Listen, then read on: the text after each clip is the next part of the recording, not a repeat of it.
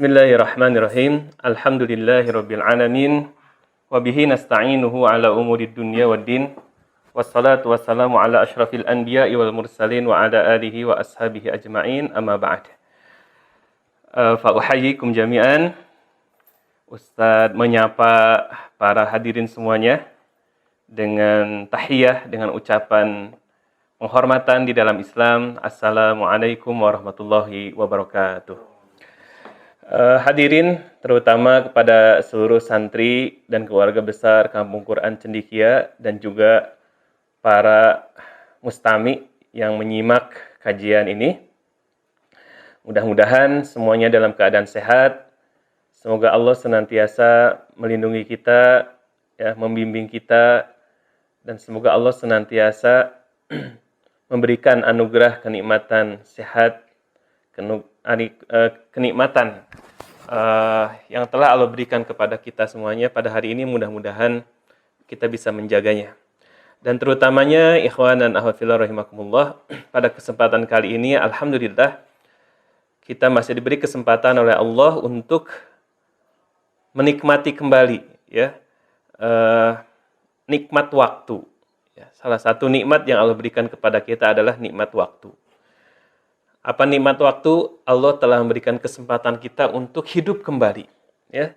Atau kemudian Allah telah memberikan kesempatan kita untuk melanjutkan kembali tugas kita di dunia ini sebagai khalifah fil ardh, ya, sebagai hamba Allah Subhanahu wa taala untuk memakmurkan, ya, bumi ini dengan segala peran kita.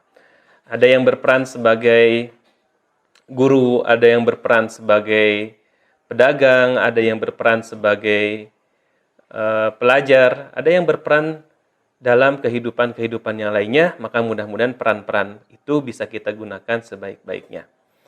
Pada kesempatan yang berbahagia ini, insya Allah kita akan bersama-sama mengkaji kembali tentang sebuah peristiwa besar di dalam kehidupan kita sebagai seorang muslim.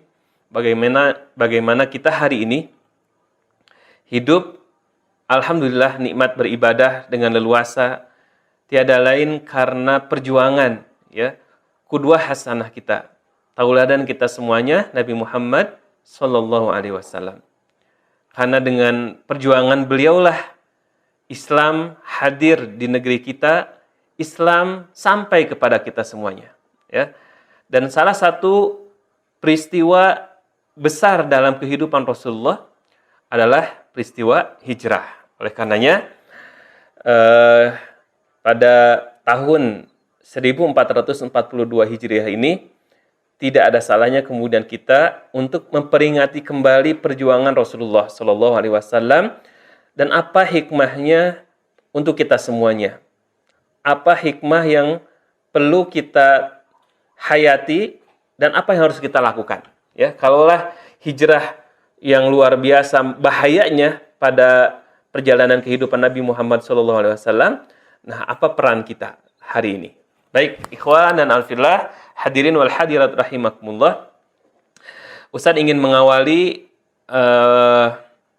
pada kajian ini dengan membacakan sebuah ayat di dalam Al-Quran yang insya Allah, ya, kita semuanya sudah menghafalnya di dalam surah Al-Hasyr, ayat yang ke-8. A'udzu billahi minasyaitonir rajim. Bismillahirrahmanirrahim.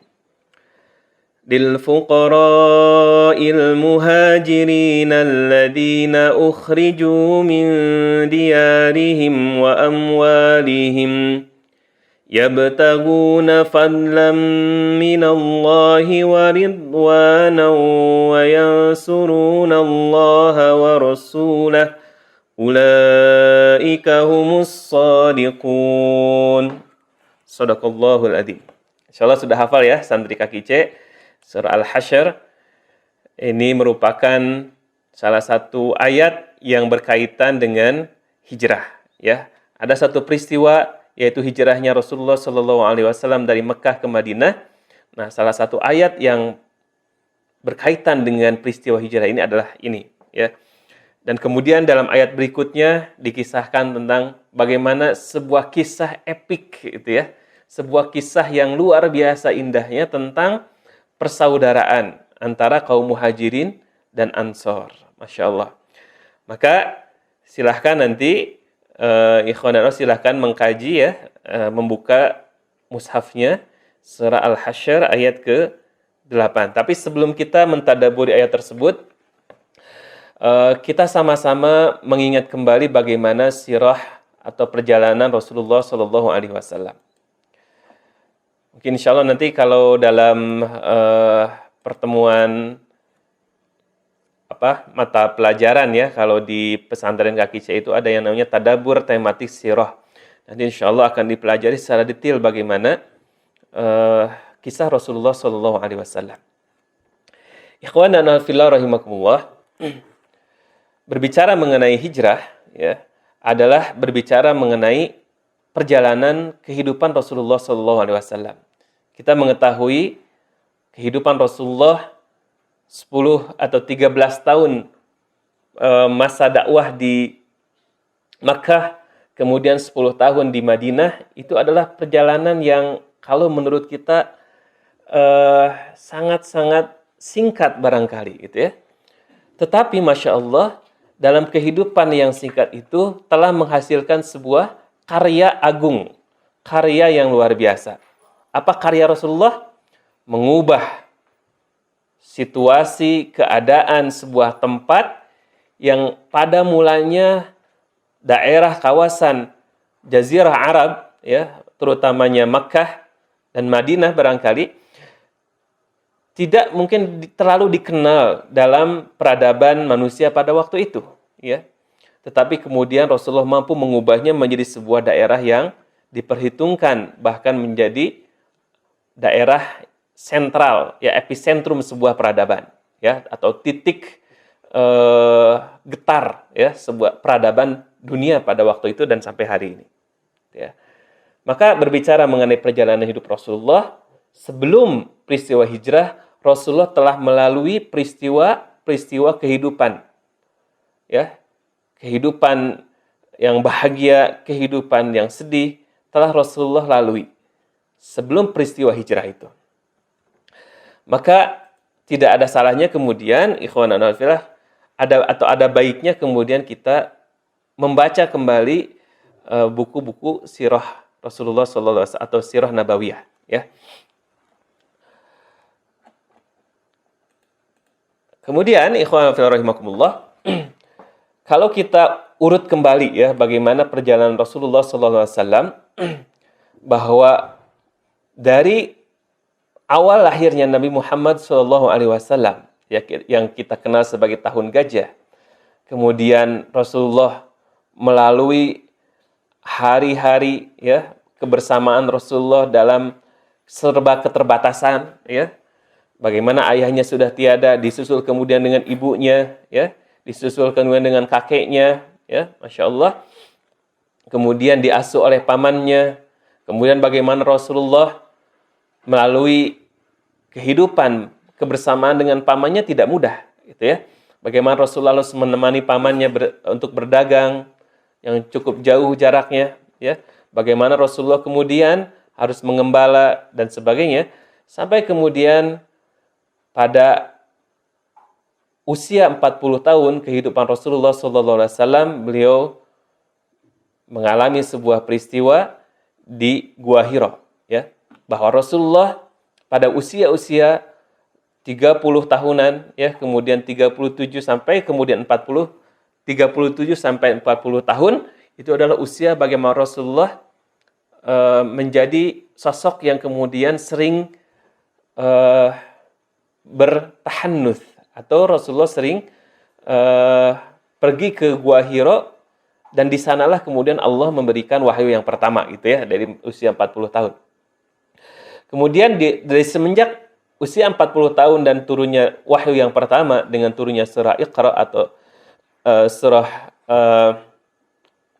Iqra, gitu ya, ayat-ayat yang pertama Al-Alaq. Kemudian setelah itu kemudian turun ayat berikutnya surah Al-Muzammil, gitu ya. Dan bagaimana Rasulullah mendapatkan wahyu yang terus-menerus, ya. Kemudian surah Al-Mudaththir. Kemudian Rasulullah SAW melalui kehidupan yang cukup berat ya dalam perjalanan ataupun dalam masa-masa awal kenabiannya. Ya, bagaimana Rasulullah di 3 tahun kenabiannya itu melakukan dakwah secara sembunyi-sembunyi. Ya, ada sekitar 40 orang yang mengikuti dakwah Rasulullah. Siapa saja? Ya, mungkin bisa antum kenal, mulai dari Khadijah, ya, kemudian Ali, Zaid, ya, kemudian termasuk di sana ada Bilal, ya, Abu Ubaidah, Abu Salamah, Ammar bin Yasir, ya, dan yang lainnya, ya. Itu adalah perjalanan ataupun kisah Rasulullah yang sangat-sangat indah, ya.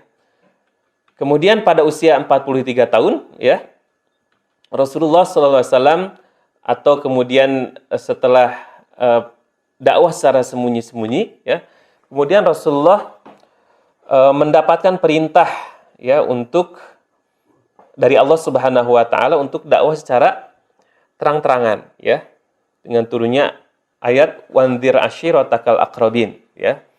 Kemudian Rasulullah melaksanakan dakwah secara terang-terangan di Bukit Safa, ya. Kemudian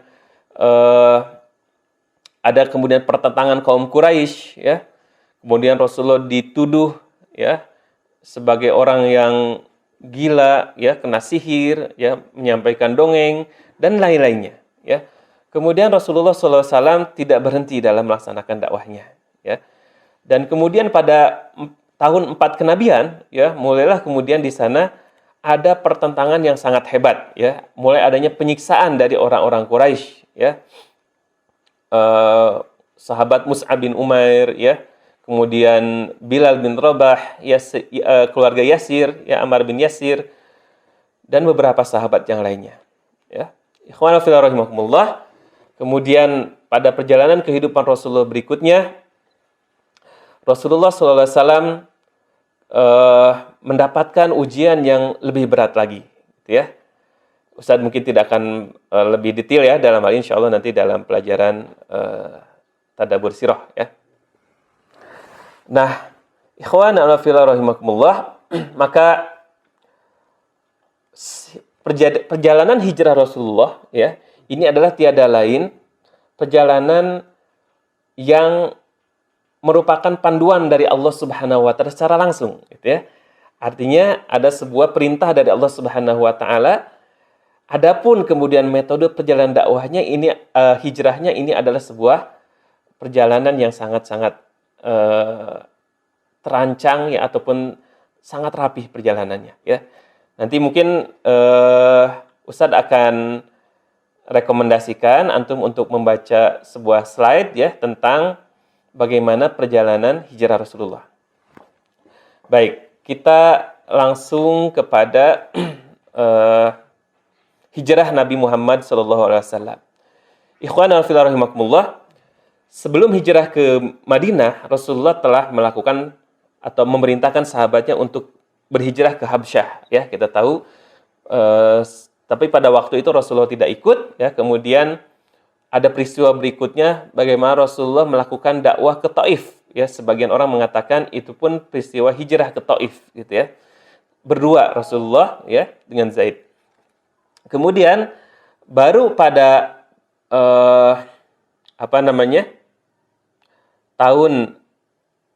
pada bulan Rabiul Awal tepatnya, ya. Rabiul Awal, kalau sebagian para ahli sejarah mengatakan 1 Rabiul Awal yang bertepatan dengan 16 September 622 ya Masehi, Rasulullah melakukan perjalanan hijrah ke Madinah.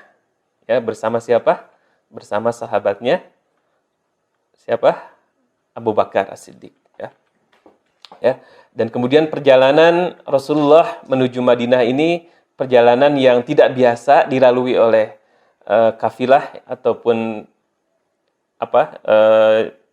jejak ataupun jalan biasa, gitu, ya. Ada perjalanan yang tidak biasa supaya apa? Supaya tidak dikenal atau diketahui oleh musuh, gitu, ya. Baik, ikhwan fillah rahimakumullah, itu sedikit, ya, bagaimana Rasulullah SAW perjalanan hidupnya sampai ke hijrah itu adalah perjalanan yang sangat panjang, ya. 13 tahun di Makkah, kemudian klimaks perjalanan di Mekah itu dengan melakukan hijrah ke Madinah. Nah, insya Allah mungkin kisah detail tentang hijrah ataupun sirah nabawiyah, bagaimana perjalanan di Mekah, ya bagaimana setelah hijrah, insya Allah mungkin kita bahas dalam kesempatan yang lain. Pada malam ini kita ingin mengambil hikmah, ya mengambil pelajaran dari kisah hijrah Rasulullah dan apa yang harus kita lakukan. Baik, ikhwan fillah rahimakumullah. Berbicara mengenai hijrah, ya. Ini secara makna hijrah adalah sering menyebutkan ada beberapa pendapat, ya, makna hijrah. Imam Ar-Raghib Al-Asfahani, ya, yang menjelaskan dalam Mufradat Kalimatul Quran mengatakan, ya, kata hijrah berarti berpisahnya seseorang dari sesuatu yang lainnya, ya. Perpisahan tersebut bisa berbentuk perpisahan badan, lisan maupun hati ataupun perasaan. Sedangkan ulama yang lain, yaitu Imam Al-Mustafawi dalam Tahqiq fi Kalimatil Quran menjelaskan sebagai berikut, ya. Kata hijrah dan seluruh bentuknya yang ada di dalam Al-Quran memiliki kesatuan makna sebagai meninggalkan sesuatu yang diiringi dengan adanya sebuah hubungan di antara dua hal, ya. Baik. Kemudian Muhammad Fuad Abdul Baqi, ya, mengurai kata hijrah dalam kamus Al-Mu'jam Al-Mufahras lil Alfazil Quran yang terangkum sebanyak 31 kata yang tersebar di dalam 17 surah di dalam Al-Quran, ya. Berapakah kata? 31 yang tersebar di dalam 17 surah di dalam Al-Quran. Di dalam Al-Quran, Allah Subhanahu wa Ta'ala menyebut kalimat hijrah dalam berbagai pola kata, ya. Di antaranya Allah menyebutkan muhajiran ila, ya, seperti dalam surah An-Nisa ayat ke-100. Kemudian ada kalimat yang lain dalam bentuk muhajirun ila, ya. Kemudian muhajirina fi. Kemudian al-muhajir wal ansar, ya, dan yang lainnya. Jadi ini berbagai bentuk derivasi atau bentuk wazan, ya, kalimat hajaro di dalam Al-Quran atau hijrah di dalam Al-Quran.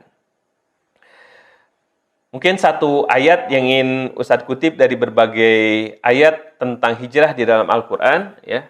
Pertama, tadi yang Ustadz baca di dalam muqaddimah, dan yang kedua, Ustadz ingin merujuk kepada surah Al-Baqarah ayat 218.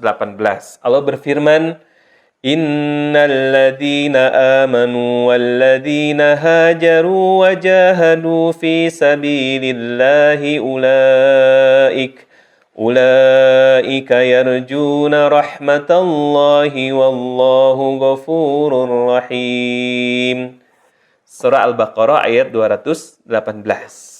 Yang artinya, Innal ladzina amanu, sesungguhnya orang-orang yang beriman, wal ladzina hajaru, dan orang-orang yang berhijrah, wajahadu fi sabilillah, dan berjihad di jalan Allah, ulaika yarjuna rahmatullah. Mereka itulah yang mengharapkan rahmat Allah, wallahu ghafurur rahim, dan Allah Maha Pengampun lagi Maha Penyayang, ya. Dalam kalimat ini Allah menyandingkan alladzina amanu, orang-orang yang beriman, walladzina hajaru, dan orang-orang yang berhijrah. Begitupun dalam ayat yang lain surah Ali Imran, Allah mengatakan falladzina hajaru wa ukhriju min diyarihim wa udu fi sabili. Ya, ini pun berkaitan dengan orang-orang yang berhijrah. Dan dalam beberapa ayat dalam Al-Qur'an Allah menyandingkan amanu walladzina hajaru. Ini artinya apa? Bahwa kesempurnaan hijrah adalah ketika motifnya, niatnya itu adalah karena dasar keimanan, ya. Jadi ikhwanan wa fillah rahimakumullah, dari sekian banyak Allah menyatakan ya keutamaan hijrah di dalam Al-Qur'an. Salah satunya dalam surah Al-Baqarah tadi, dan satunya lagi berkaitan dengan peristiwa ya, peristiwa hijrah Rasulullah, yaitu di dalam surah Al-Hasyr ayat ke-8 ya. Nah, di dalam ayat ini Allah menyampaikan tentang hukum fai ya, tentang rampasan perang ya, bagaimana mesti dibagikan. Salah satunya adalah kepada kaum muhajirin. Dan Allah menyebutkannya di sini lil fuqara'il muhajirin alladzina ukhriju min diyarihim. Dan bagi fuqara ya, dari kaum muhajirin alladzina ukhriju, yang mereka dikeluarkan min diyarihim, dari rumah-rumah mereka, wa amwalihim, dan harta-harta mereka, yabtaguna fadlan minallahi wa ridwana. Mereka diusir dari negerinya ya, kemudian diambil hak harta-hartanya, mereka tinggalkan itu semuanya, tiada lain yabtaguna fadlan minallah. Mereka mengharapkan apa? Bukan mengharapkan harta, bukan mengharapkan pujian, bukan mengharapkan yang sifatnya dunia, melainkan keutamaan dari Allah Subhanahu wa taala, waridwana, dan keridhaan dari Allah. Wa yansurunallaha wa rasulah, dan mereka menolong Allah dan Rasulnya, ulaika humus shadiqun. Mereka adalah orang-orang yang benar, ya. Nah, di dalam kitab tafsir ya, yaitu Tafsir Al-Munir yang ditulis ya oleh ulama mufassir abad ini, yaitu Profesor Dr. Wahbah Az-Zuhaili. Beliau menafsirkan ayat ini di dalam kitab tafsirnya ya. Beliau mengatakan Allah Subhanahu wa taala mendeskripsikan kaum muhajirin dengan 6 kriteria ya. Apa saja? Yang pertama, mereka adalah kaum fakir. Yang kedua, mereka adalah muhajirin. Yang ketiga, mereka diusir dari kampung halaman dan harta benda mereka. Yang keempat, mereka mencari al-fadl, ya, karunia dan ridho dari Allah Subhanahu wa taala. Al-fadl maksudnya, kata Imam Wahbah Az-Zuhaili, adalah pahala surga. Sedangkan keridhaan adalah seperti yang disebutkan dalam ayat ke-72 surat At-Taubah, waridwanum minallahi akbar. Dan keridhaan Allah lebih besar. Yang kelima, ya, Allah mendeskripsikan kaum muhajirin, orang yang berhijrah ya dari Makkah menuju Madinah, disebut oleh Imam Wahbah Az-Zuhaili, kelima adalah mereka menolong dan membela agama Allah dan Rasulnya dengan jiwa dan harta mereka. Yang keenam, mereka itulah orang-orang yang benar, jujur, tulus, dan sungguh-sungguh dalam keagamaan mereka, karena mereka rela meninggalkan kesenangan dunia, mereka rela dan tabah menghadapi berbagai kesulitan dan kepayahan dunia.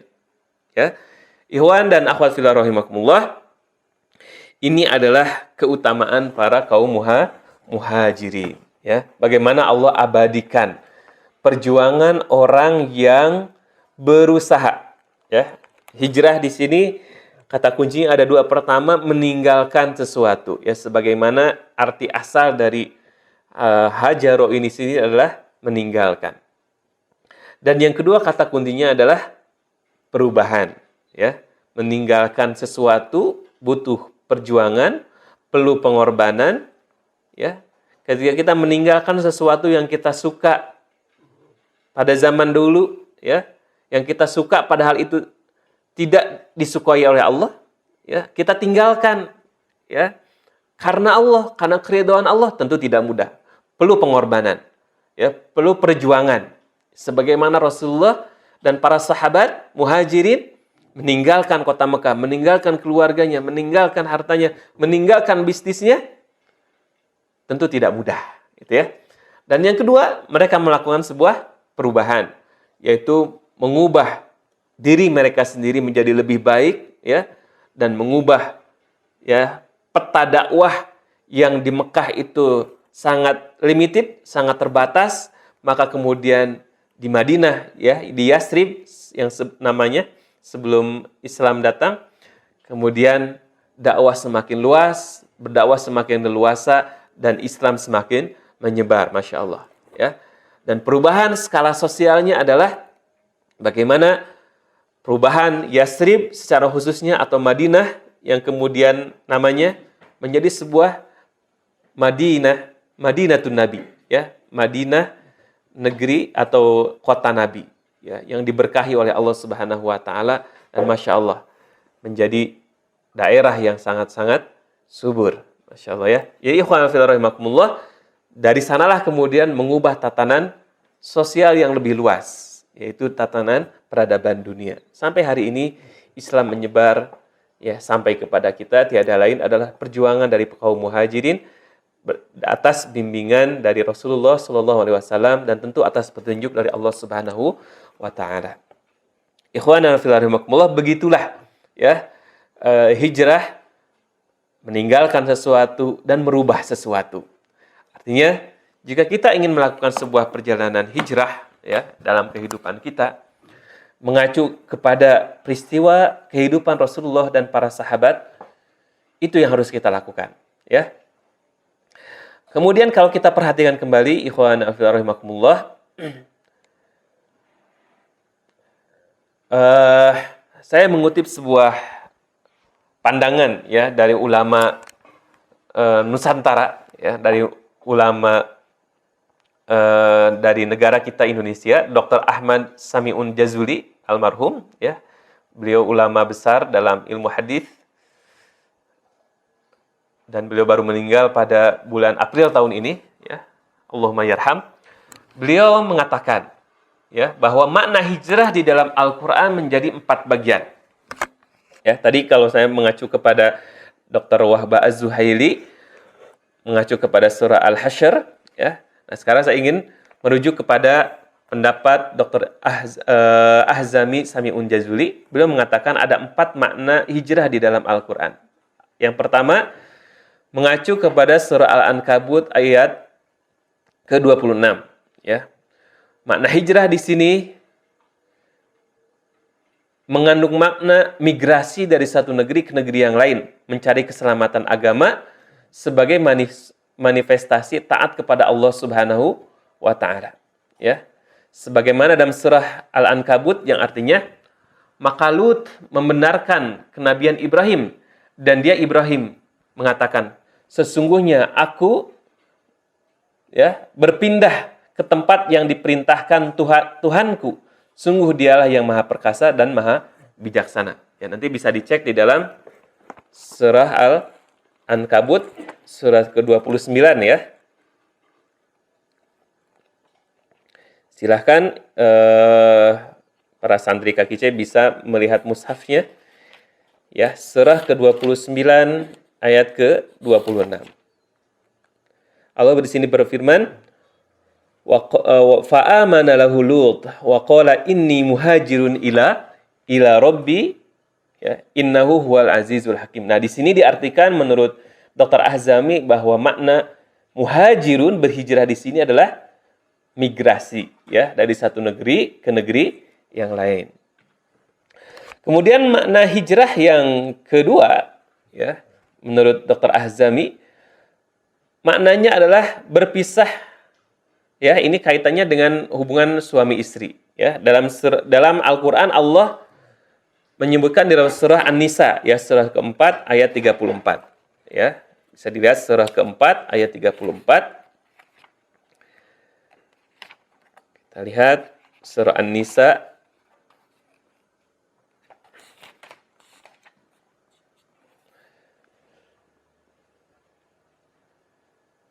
ayat 34, ya. Wallati takhafuna nusuzahunna fa'izuhunna wahjuruhunna fil madaji wadribuhun. Nah, di sini kaitan dengan hukum di dalam fikih, ya, terkait dengan bagaimana suami istri, ya, takut nusuz, fa'izuhunna, ya, istrinya takut nusuz, maka kemudian Allah memerintahkan untuk menasehatinya, wahjuruhunna fil madaji, ya, pisah, ya, berpisah. Oke, itu secara fikih ya, mungkin lebih dalam nanti dikaji insyaallah. Kemudian dalam ayat yang ketiga, makna hijrah itu adalah menurut Dr. Ahzami, yaitu melakukan perkataan keji atau tercela. Sebagaimana dalam surah ke-23 surah Al-Mu'minun ayat ke-67. Allah berfirman, mustakbirina bihi samiron tahjurun, ya, dengan menyombongkan diri dan mengucapkan perkataan-perkataan keji terhadap Al-Quran pada waktu itu kamu bercakap-cakap pada malam hari, ya. Dan yang terakhir, sebagaimana dalam surah Al-Muzammil ayat ke-10, Allah Subhanahu wa taala, ya, dalam surah surah, bisa dilihat dalam surah Al-Muzammil, ya, ayat yang ke-10, ya. Wasbir ala ma yaquluna wahjurhum hajran jamila, yang bermakna mengandung uzlah atau menyendiri, ya. Nah, ikhwan fillah rahimakumullah, itu menurut Dr. Ahzami, ya. Beliau mengatakan intinya adalah tentang perubahan, ya, perpindahan, kemudian meninggalkan, ya. Itu adalah makna yang terkandung di dalam hijrah. Jadi ikhwan fillah rahimakumullah, kalau kita ambil kesimpulan, ya, tentang makna hijrah di dalam Al-Qur'an, Allah sekali lagi menyebutkan di dalam Al-Qur'an kalimat hijrah dengan berbagai bentuknya, ya. Ini mengandung makna bahwa kita bisa mengambil makna bahwa hijrah itu sendiri adalah intinya adalah meninggalkan sesuatu yang tidak Allah ridhoi, ya, menuju kepada sesuatu yang Allah ridhoi, dengan niat ingin mendapatkan keridhaan dari Allah Subhanahu wa taala, keutamaannya dan keridhaan serta ingin mendapatkan surganya, ya. Dan yang namanya meninggalkan sesuatu yang tidak Allah sukai perlu pengorbanan, ya, perlu perjuangan, tidak mudah, oleh karenanya perlu kesabaran, ya. Sebagaimana Rasulullah dalam perjalanan hijrahnya luar biasa, ya, kesabaran beliau dengan para sahabat, ya. Tetapi kemudian setelah melakukan atau meninggalkan sesuatu itu, maka kemudian Allah memberikan jalan kemudahan dan jalan perubahan diri dan sosial yang lebih baik. Maka ikhwan dan akhwat fillah rahimakumullah, setelah kita memahami, ya, apa makna hijrah secara bahasa, bagaimana penyebutan hijrah di dalam Al-Quran, ya, bagaimana menurut para ulama tentang makna hijrah di dalam Al-Quran, dan juga bagaimana para ulama menyampaikan tentang keutamaan orang-orang yang berhijrah, ya, maka mudah-mudahan itu menjadi inspirasi, ya, kepada kita semuanya tentang hijrah itu adalah sebuah kemestian, ya. Hijrah itu adalah sebuah kemestian. Maka dalam sesi terakhir kajian ini, saya ingin menyampaikan